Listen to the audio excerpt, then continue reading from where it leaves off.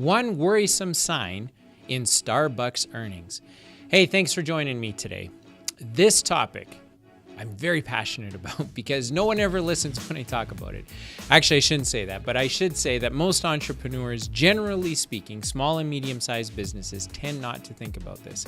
Now, this article was about Starbucks and it was about their earnings, and it's actually about an analyst complaining that the Starbucks rewards system is not adding members as fast as it should.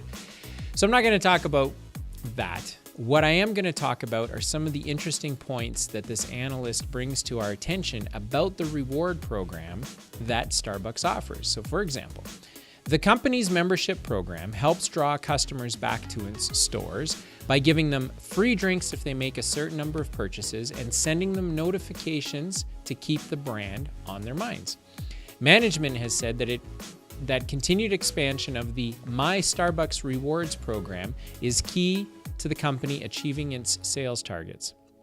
But this was the point that really stuck, that made me want to jump on the microphone today and talk to entrepreneurs and let them know about this, which is there was a retail survey that found that reward members are about 3 times more likely than non-reward members to buy more than one Starbucks beverage a month and 2 times more likely to buy more than one food item.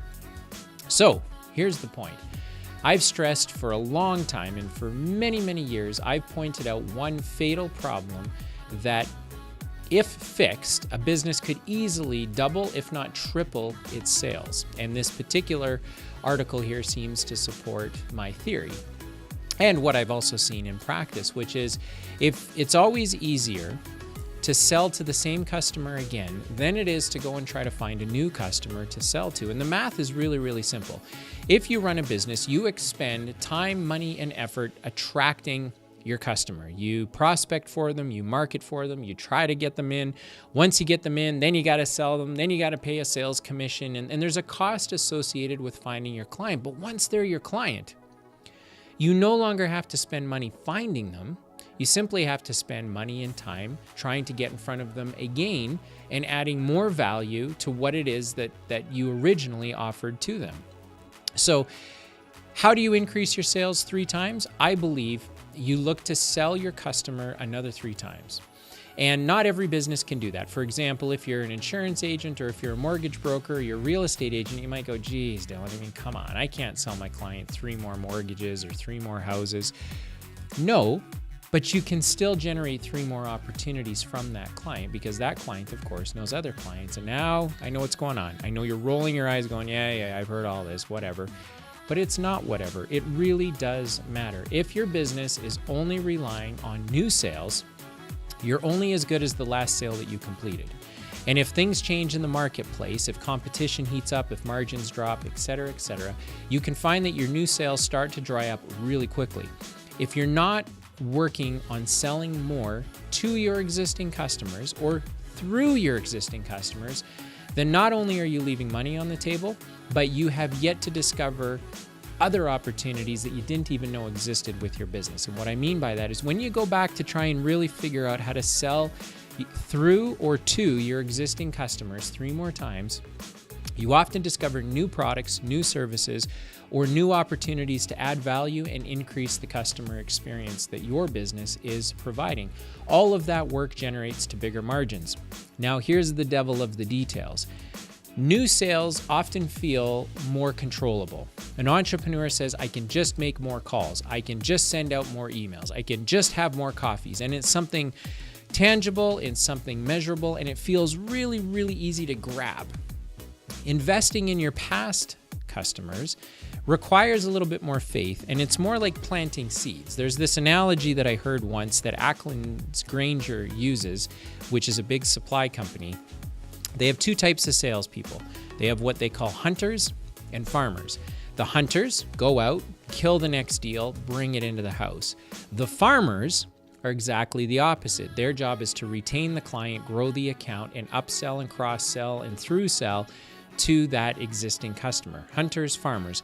Many small and medium-sized businesses don't even think like that. They continue to think about killing the next opportunity, bringing it in and making the most of it. But again, your business is only as good as the last sales that you generated. And you might say, well, Dylan, we're kind of in a predictable business. We know our customers reorder, so on and so forth. That's great.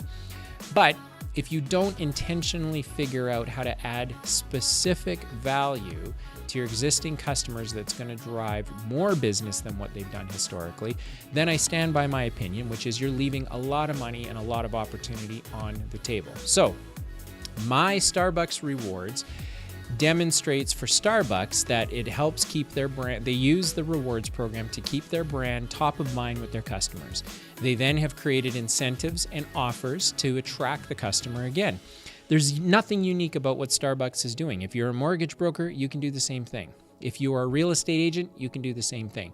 If you're in the construction business, you can do the same thing. You can create online experiences through a client account. You don't have to build an app per se, but very simply, you can create a membership website for your customers. And inside that membership website, they get access to unique stuff. So it's not rocket science, but it does require some thought. It requires some energy, and most importantly, some faith and some patience that it's going to pay off. The sales cycle is longer, but you've now created a mechanism in your business where you're not only as good as your next sale, because over time, you'll start to see the flywheel of sales turning, and you'll be generating more opportunity off of your existing customer than not.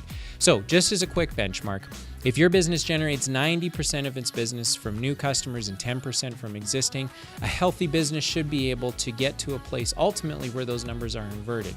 90% of your revenue is coming through existing customers and 10% is coming from new, but you've got to step your way there.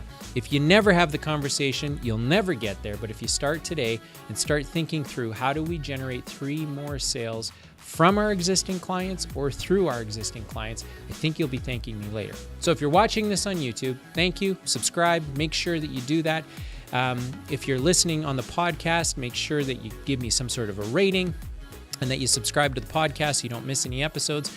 But when you do either of those things on YouTube or on the podcast, you are heightening our exposure out in the marketplace, and who knows, another entrepreneur or business owner might find this content, grab a hold of it, and say, you know what, thank you. Thanks that I saw that because you saved my business. So you could save the life of an entrepreneur today.